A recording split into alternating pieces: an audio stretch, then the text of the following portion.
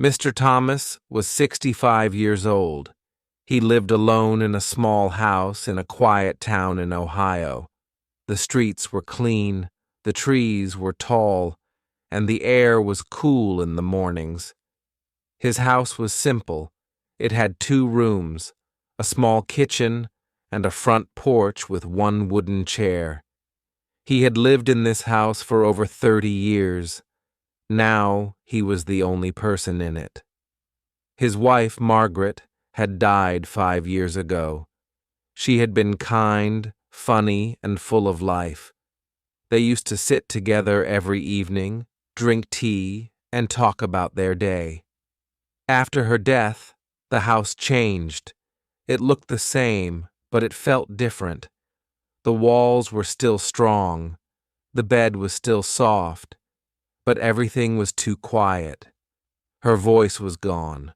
Her laughter was gone, and nothing filled that space. Each morning, Mr. Thomas followed the same routine. He got out of bed at 6, even if he had nowhere to go. He made a cup of coffee and sat on the porch. He watched the sun rise and listened to the birds. Sometimes a neighbor walked by with a dog. Sometimes cars passed, but no one stopped to say hello. He just sat, watched, and thought.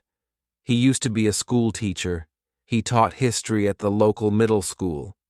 He loved telling stories about America's past, about freedom, struggle, and strong people. His students liked him. They said he made history feel real. He worked for 35 years. When he retired, the school gave him a clock. He placed it in his living room. It ticked slowly now, as if it too had grown old. His daughter, Emily, lived in New York. She was a nurse.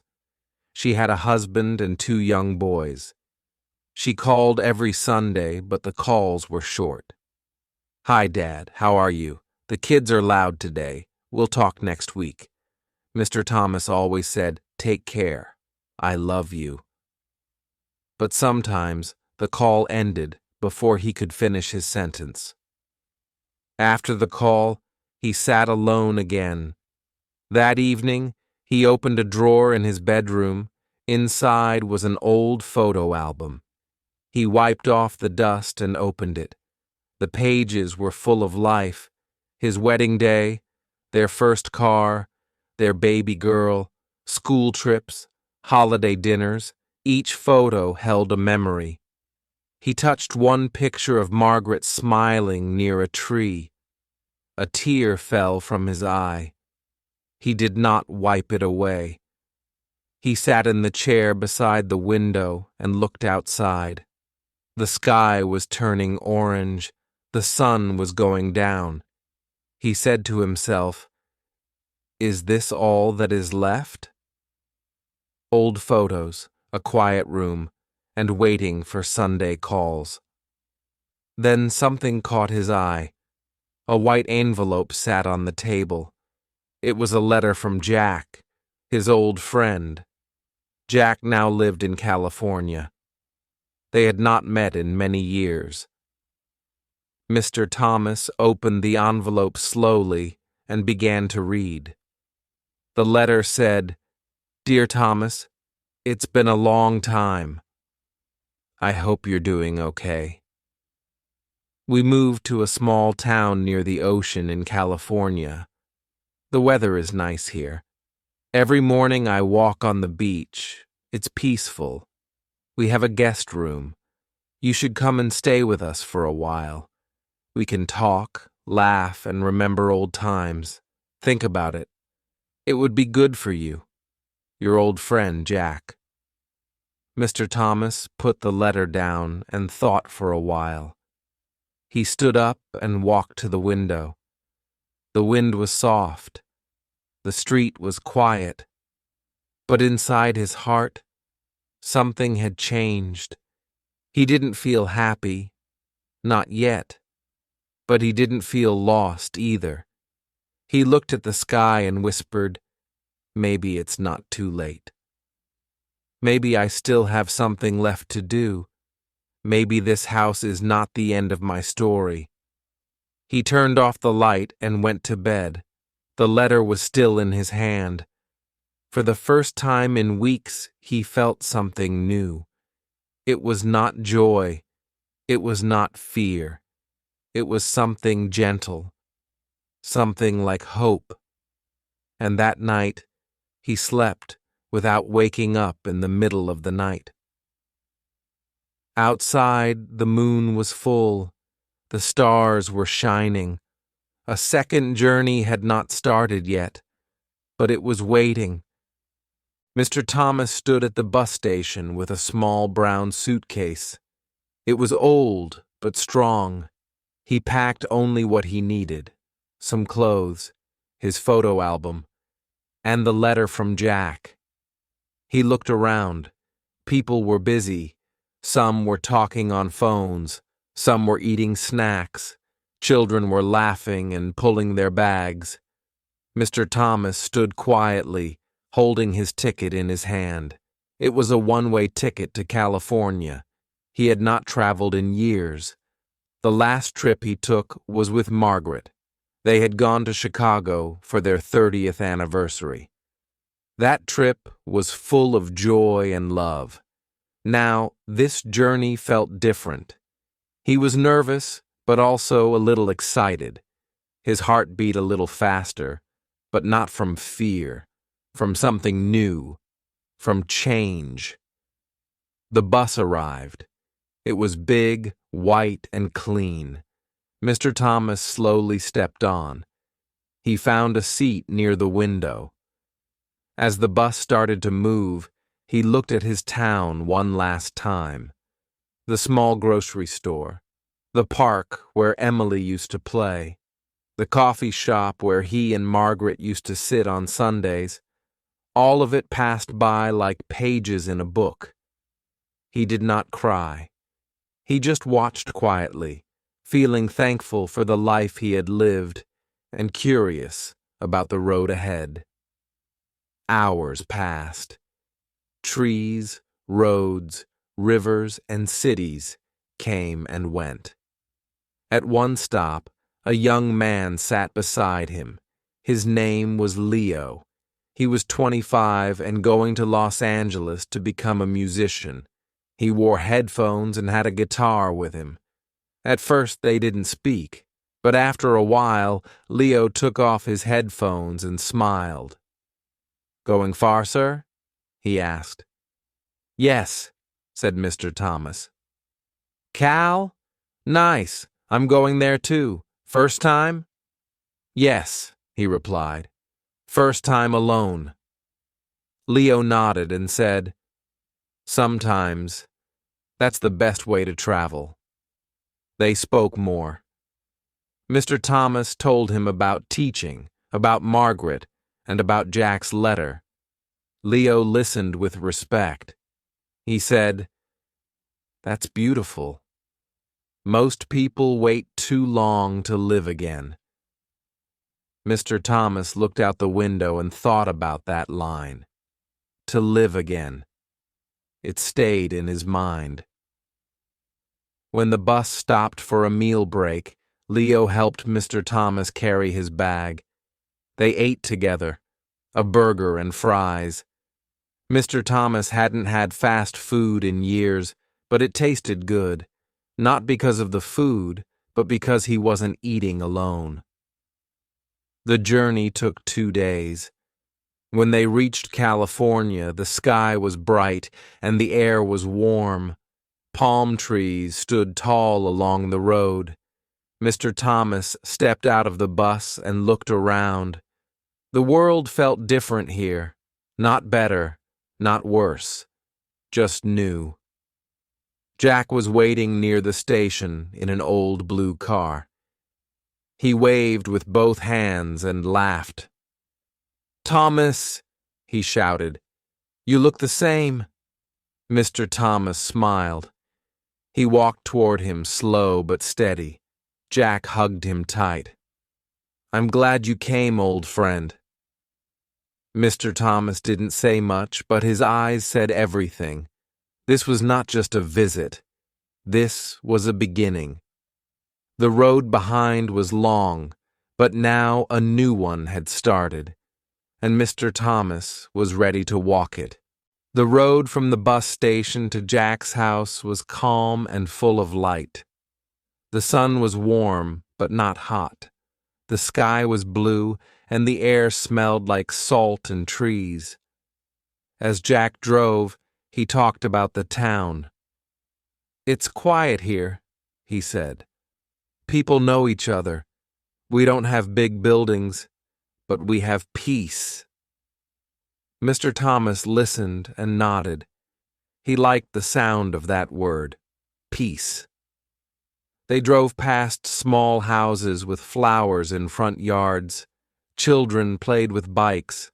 Old men sat outside shops talking. Some people waved when they saw Jack's car. He waved back with a big smile. "That's Claire.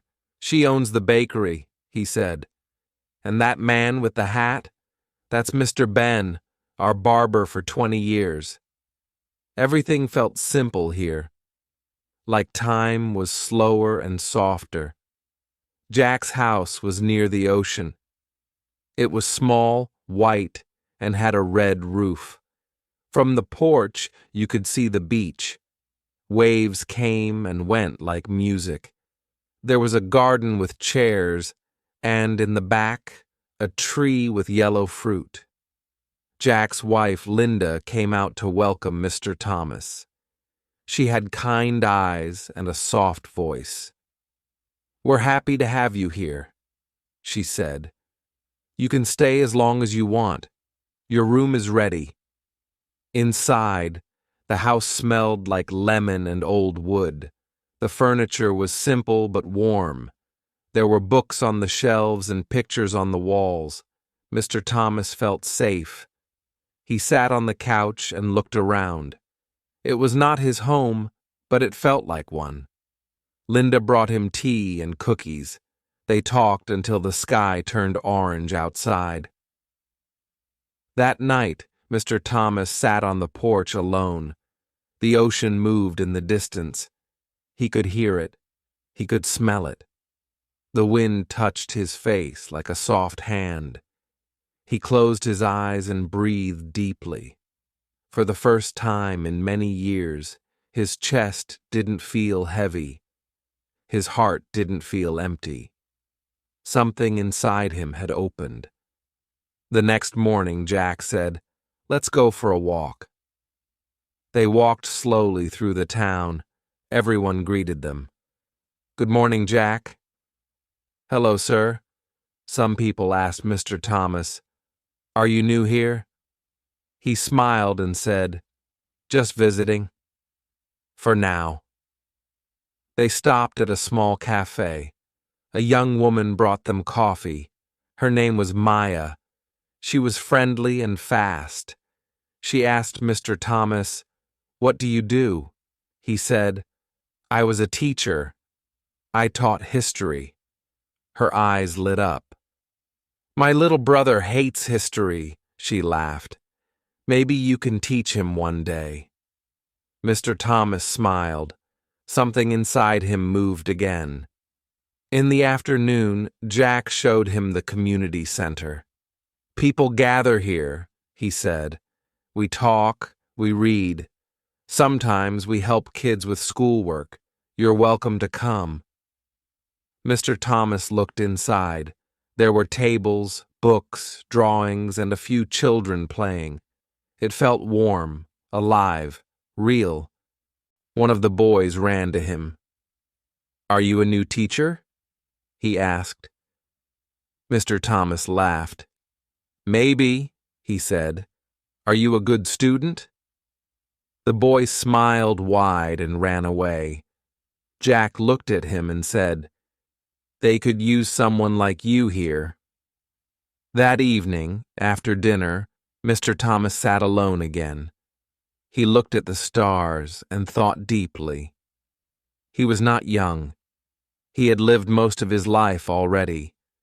But something new was growing in him. He didn't want to just sit and remember anymore. He wanted to speak again, teach again, feel useful again. He took out a piece of paper and wrote something down. This is not retirement. This is my return. He folded the paper and placed it in his pocket. The waves kept coming and going in the background. The wind was soft. The stars were quiet. But inside Mr. Thomas, a fire had started. Small but steady. Mr. Thomas sat near the window in his new room. It was morning. The sunlight touched the wall softly. The ocean breeze came through the curtains. He was holding an old photo in his hand. It showed Margaret standing near a tree, smiling. Her eyes were bright, and her hands were full of flowers. Mr. Thomas touched the photo with care, as if it could speak. That photo was not just paper. It was a piece of his heart. He sat quietly and began to think about his past. His years as a teacher were full of stories. Not just history stories, but life stories. He remembered one student named James. James was always angry. He never listened. But Mr. Thomas never shouted.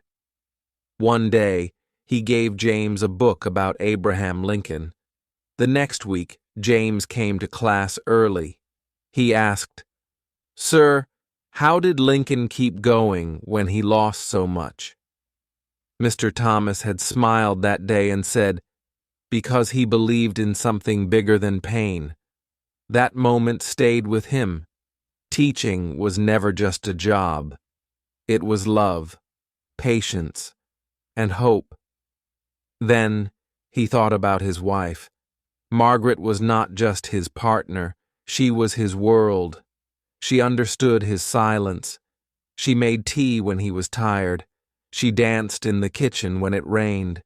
She would say, "We only get one life. Let's live all of it." After her death, everything changed. The house was the same.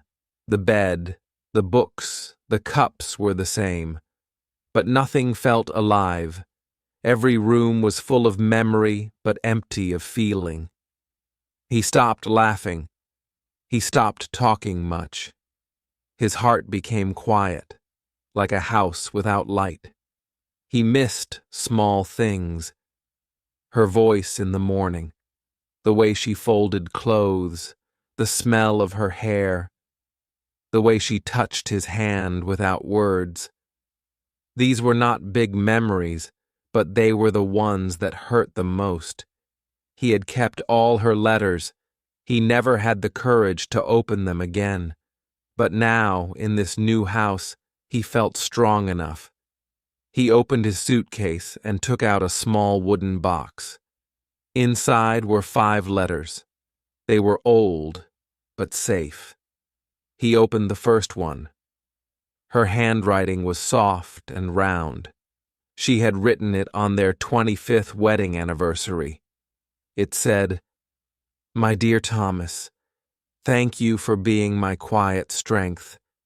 You don't speak much, but I always feel your heart. You are the reason I believe in gentle love. If I ever leave this world before you, please keep living. Don't stop walking. Don't stop teaching. The world needs you, even when you feel tired. Love, Margaret." His hands shook. His eyes filled with tears. He pressed the letter close to his chest and whispered, "I didn't keep walking, Margaret. But maybe now I will." Later that day, Jack knocked on the door. "Some kids are asking about you," he said with a smile. "Want to come?" Mr. Thomas wiped his face and nodded. "Yes," he said. "I think I'm ready." He walked to the community center. The children were drawing maps. One child said, "Sir, can you help me find Italy?" Mr. Thomas sat beside him. His hand slowly pointed at the globe. He smiled. The boy smiled back. At that moment, Mr. Thomas felt something strong inside him. His past was not a heavy chain. It was a garden, his love, his teaching, his loss. None of it was wasted. It had shaped him, and now he could share it again, not through pain, but through purpose. That night, he didn't open the photo album. He didn't need to. The past was still inside him, but it no longer hurt the same way. It had changed into strength, into stories, into something he could give. He looked at the stars and said softly, "Margaret, I'm not alone anymore. Your love is still here. And now I'll carry it forward, one child, one story, one step at a time." The waves moved behind him. The wind blew gently. Mr. Thomas sat still, but inside him a whole new life had begun to move. The sun was warm that day. A gentle wind came from the ocean. The community center was busy. Chairs were being placed in rows. Children were running, laughing, drawing on the floor with chalk. Parents stood talking. Some people brought snacks and juice. The room smelled of paper, cookies, and hope. A small whiteboard stood at the front.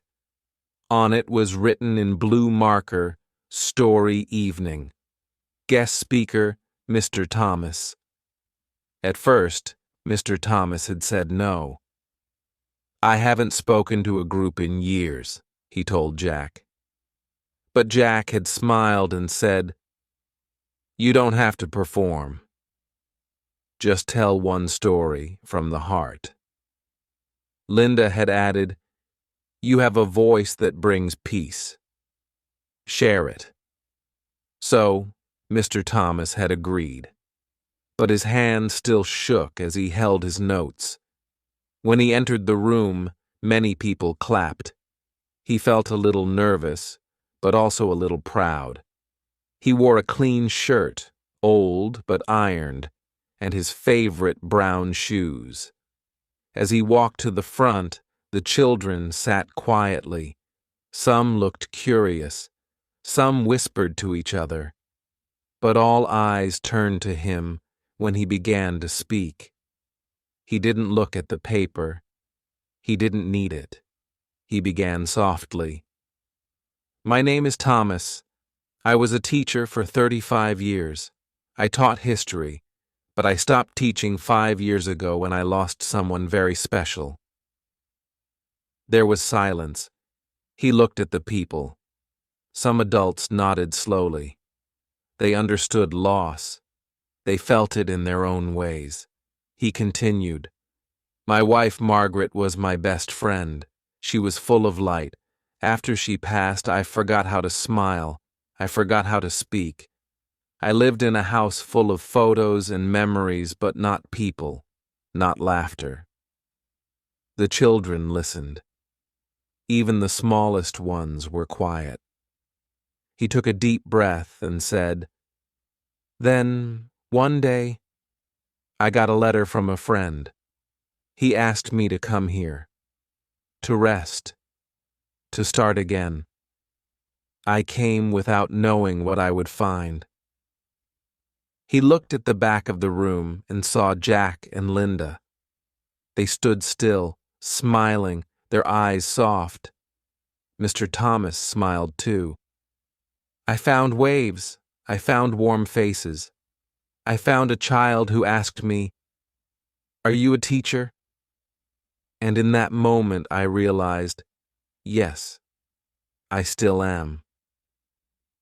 He took a pause. The room was quiet, but not cold. It was the quiet of deep listening. "I came here carrying pain, but now I carry stories. I carry memories. I carry love that never left me. It was just waiting to be shared again. He turned to the children and said, "Never forget this. Your voice matters. Your story matters. And one day, your words will help someone rise again." The room clapped, not loud, but full of heart. Some people stood. One old man wiped his eyes. A little girl came and hugged Mr. Thomas. She said, "That was beautiful." After the event, many people came to talk to him. Some shared their own stories. One woman said, "I lost my husband last year. You gave me hope tonight."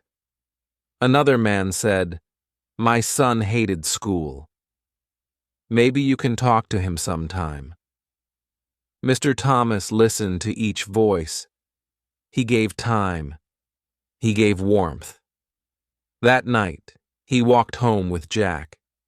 The stars were bright. The ocean was quiet. "You were amazing," Jack said. Mr. Thomas laughed softly. "I didn't expect to feel this way again." Jack looked at him. "That's the magic of second journeys. They don't take you back. They take you forward." Mr. Thomas nodded. He looked up at the stars and whispered in his heart, "Thank you, Margaret. I'm alive again." After the story evening, something changed in Mr. Thomas's days. People began to greet him more. Strangers smiled. Children waved. A boy at the bakery said, "Hi, Mr. Thomas's." The girl from the cafe brought him a coffee and said, "That speech made my grandma cry. She loved it." Everywhere he went, people saw him, not as an old man, but as someone who had something to give. One morning, Jack got a phone call from the town school principal, Mrs. Lang. She said, "We heard Mr. Thomas speak last week. Would he be willing to visit our school, just for one class?" Jack asked Thomas that evening, and he said, "Yes, but only if the kids really wanted to listen." Jack laughed and said, "They do. They're excited." So, the next Monday, Mr. Thomas walked into a classroom for the first time in 5 years. The school smelled like fresh paper and wood floors. Children's drawings hung on the walls. He stood at the door for a moment. His heart beat fast. He saw a group of 12-year-olds staring at him, curious and excited. Mrs. Lang said, "Class, this is Mr. Thomas. He's going to talk to us about courage." He walked to the board and turned around slowly. The room was silent. He smiled and began. Long ago, there was a man named Martin Luther King, Jr. He did not fight with fists. He fought with words. He changed the world because he believed in peace. That is courage. The students leaned forward. Their eyes followed every word. Some took notes, some just listened deeply. He didn't speak loudly, but his voice filled the room. He spoke about Abraham Lincoln. He told them about people who stood up when the world wanted them to sit down. When he finished, the class clapped. One boy raised his hand and said, "Sir, can you come again?" Mr. Thomas looked at the teacher. Mrs. Lang smiled and said, "We'd love to have you every week." After class, Mr. Thomas sat on a bench outside the school. He looked at the sky. He felt light, almost like a young man. He did not feel tired. He felt full. That evening, Linda made a special dinner, spaghetti with garlic bread. She said, "We heard you were amazing." Jack added, Mrs. Lang wants you to run a weekly history club. Mr. Thomas smiled. I thought I was done with work. But maybe this is not work. This is joy. The next weekend, something beautiful happened. The town planned a small surprise. They invited him to the community park. Children and adults gathered in the center. A little girl stood holding a card. She gave it to Mr. Thomas. It said, "Thank you for teaching us how to be brave." Behind her, a board was covered with small notes from students. Each note had a message. You made me love history. I want to be strong like you. My grandpa cried when you spoke. I feel less alone now. I want to teach too. Mr. Thomas read each one slowly, his eyes filled with tears. He was not embarrassed. He let the tears come. Jack put a hand on his shoulder. You didn't just find a second journey, he said. You gave one to others. Mr. Thomas nodded. He looked around at the faces, the lights, the simple beauty of it all. And inside his heart, he whispered, I'm not just living again. I'm helping others begin. The wind moved softly, the sun was going down, and Mr. Thomas stood tall, not as an old man, but as a light in many lives. Mr. Thomas had found a rhythm in his new life. Every day had a soft meaning. On Mondays, he helped Linda with garden work. On Tuesdays, he went to the school. On Fridays, he read with the children at the community center. People knew him now, not just as a retired teacher, but as someone who listened, someone who gave peace. His steps were slower, but his heart was full. One cloudy afternoon, Mr. Thomas decided to stop at the town cafe. He liked the corner seat near the window. From there, he could see the ocean, the people walking by, and the children playing near the park.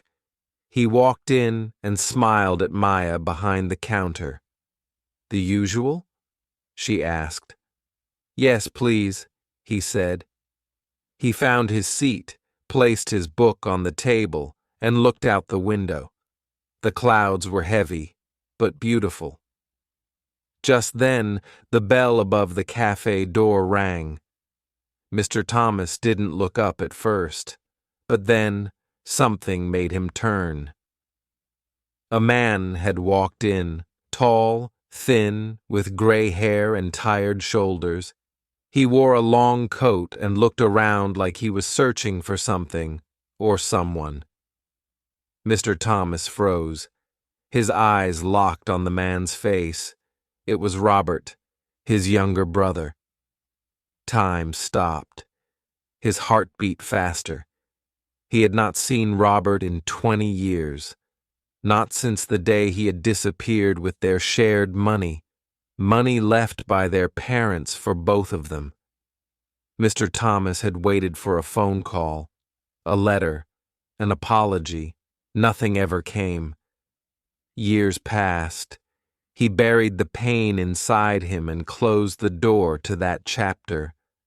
But now Robert was standing just 20 feet away, looking older, looking uncertain. Robert turned and saw him. He froze too. For a moment, neither of them moved. The cafe sounds faded. All that remained was a room full of years, distance, and broken silence. Slowly, Robert walked forward. His eyes were full of something heavy. Shame, maybe. Fear. He stopped at Mr. Thomas's table. Thomas, he said softly, I didn't know if I'd find you, but I had to try. Mr. Thomas didn't respond. His hands were still. His eyes didn't blink. His heart felt like it was carrying stones. Robert sat down slowly. "I know you have every reason to hate me," he said.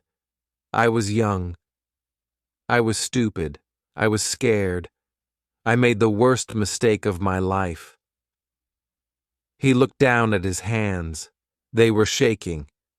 "I took the money. I ran. I thought I would make something big, a business, a name. I failed, and I was too ashamed to come back. For years I thought about writing. But what do you write after you break someone's trust?" Mr. Thomas was silent. But inside him, memories were rising like waves. The day he found the bank account empty. The day he sat in a chair, stunned. The nights he cried alone. The years he worked extra hours just to survive. The anger, the disappointment, the silence. He spoke finally. His voice was slow, firm, and deep. "You broke something in me, Robert. I trusted you. You were my brother. You didn't just take money. You took my peace." Robert nodded. "I know. I live with it every day." They sat in silence. The cafe moved around them, but their world was still. Mr. Thomas looked at Robert. He saw the wrinkles on his face, the tiredness in his eyes. He was not the same boy who left. He was a man who had paid for his mistake again and again.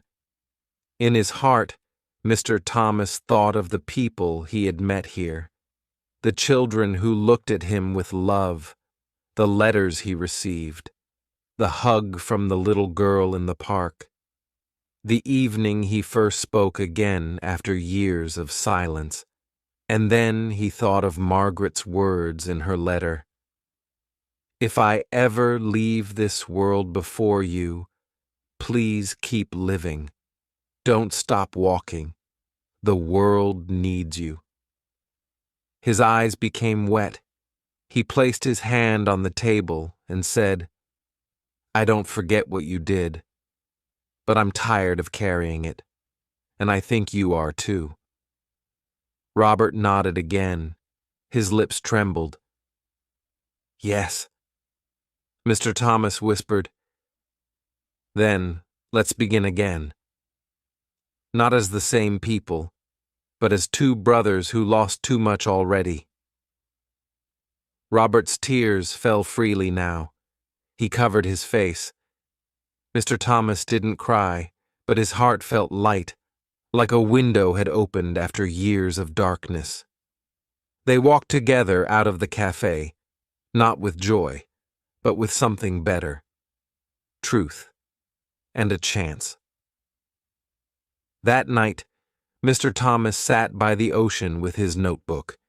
He wrote slowly, "Some storms do not come to destroy us. Some come to clean the air." The wind moved across the beach.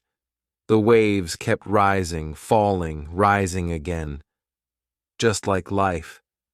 And Mr. Thomas, for the first time in decades, had his brother walking beside him again. Mr. Thomas had now lived in the small California town for over a year. Time passed gently, like the soft waves of the ocean near his house. But he didn't count the days anymore. He counted moments, moments of laughter, of lessons, of soft words shared between people who trusted each other. His life, once so silent and still, was now full of quiet meaning. He was not just a teacher now. He was part of the heart of the town. People came to him for advice. Children ran to hug him after class, and his name was spoken not with formality, but with warmth. Mr. Thomas said this.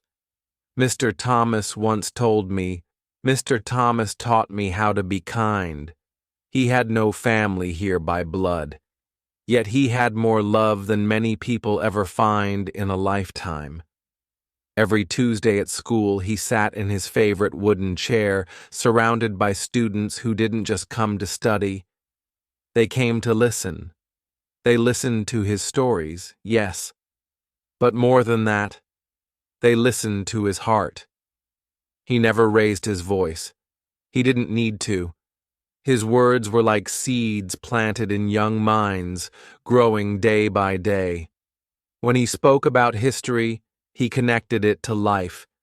He talked about Abraham Lincoln, yes, but also about courage in everyday moments, like apologizing, like standing up for someone, like showing up when it's hard. One girl once said, "Mr. Thomas teaches us how to be good people, not just smart ones." He smiled at that. It was all he ever wanted. Robert, his brother, had truly changed after the day they met in the cafe. Their relationship took slow but steady steps. Mr. Thomas did not forget the pain of the past, but he had learned that forgiveness is not a gift to the other person. It is a gift to yourself. Robert started helping at the community center. He repaired broken chairs, painted old walls, cleaned bookshelves, and slowly earned the town's quiet respect. Most people didn't know their full story. But when Mr. Thomas introduced Robert one day during a class visit as my brother, there was silence for a moment. Then loud applause. It was not just a reunion. It was a healing. Two lives broken long ago had been stitched back together, not perfectly, but truly. One cool autumn morning, Mr. Thomas woke early and walked to the beach. The sky was painted with gold and blue. The ocean moved like it always had, gentle, endless, speaking without sound. In his hand, he carried a small wooden box. Inside it were the few things he still held close. A letter from Margaret, the first drawing a student had made for him, a photo of his old classroom, and the very first thank you note he received in California. These were not just memories. They were symbols of every moment that made him human. He walked slowly to the large tree near the shore, the one that bent slightly toward the water, as if bowing in peace. He sat under it, took a deep breath, and placed the box on the earth. He didn't bury it. He simply left it there, open, honest, and real. He whispered, "Someone will find this when they need it, and they'll know what love looks like." In the days that followed, the school built a small room at the back of the library. It had soft lights, low chairs, and a big open space for reading and thinking. They called it the Story Corner. At the entrance, a wooden sign read, "Every ending is the start of something else." Inside the room were notes from students, photos from his lessons, and blank pages where children could write their own dreams. Some children wrote letters to their future selves. Others wrote to their parents, to their lost pets, or to the stars. One boy wrote, "When I grow up, I want to teach love like Mr. Thomas did." Another wrote, "He made me feel special, and I didn't even know I was." Their words were simple, but each line was like a flower blooming from the seeds he had planted. As time moved on, Mr. Thomas continued doing what he always did, showing up, listening, giving. He didn't need awards. He didn't want fame. His joy was in the faces around him. He once told Jack, "I don't want a statue. I just want to be remembered in someone's good memory." and he was. Every child who walked through that school would carry a piece of him forever. Not in books, but in the way they spoke, in how they treated others, and how they faced the world when it felt too heavy. One evening, Mr. Thomas was sitting on the porch with a cup of warm tea. The sun was going down, and the sky looked like it was painted with fire. A little girl from the neighborhood came walking up the path. She held a book in her hand and a blanket around her shoulders. "Mr. Thomas," she said, "can I read to you today?" He smiled, placed his cup down, and said, "Yes, please do." As she read aloud, her voice soft and clear, Mr. Thomas leaned back in his chair. He closed his eyes, not because he was tired, but because his heart was full. He listened to the sound of her words, the gentle waves in the distance, and the breeze that kissed his face. He had walked a long road.